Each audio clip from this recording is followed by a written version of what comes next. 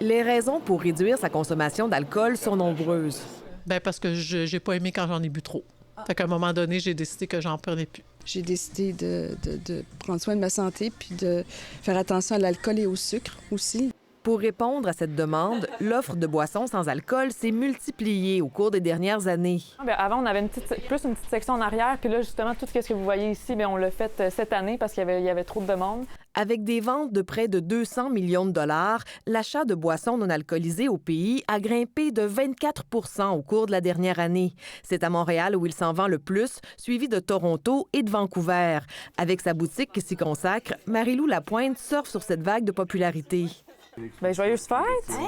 Parce qu'on va pas savoir... les gens, pendant la pandémie, ils ont soit trop bu, puis là, ils voulaient revoir leur consommation d'alcool, ou aussi, il y a eu des recommandations avec le gouvernement, tout ça, des statistiques qui sortent que là, on sait que l'alcool peut être plus néfaste. 41 % de ceux qui consomment ces boissons ont entre 21 et 34 ans. Ça me causait plus de problèmes que de positifs. Dans mes amis, on boit pas, en fait. C'est très rare là, qu'on va boire. Au niveau de ma santé mentale, ça a réglé beaucoup de problèmes. Mais le vermouth floral de la SAC. Une tendance qui intéresse les chercheurs.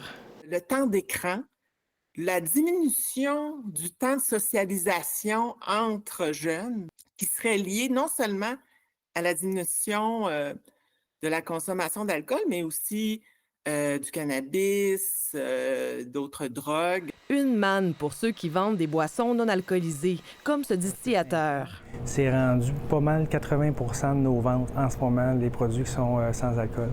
On remarque des ventes qui ont plus que triplé en 4 ans. On a terminé la dernière année à 11 millions de dollars de ventes et cette année, ça continue là, en forte croissance à plus 55 %.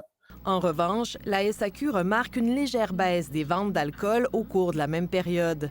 Ici Élise Allard, Radio-Canada, Montréal.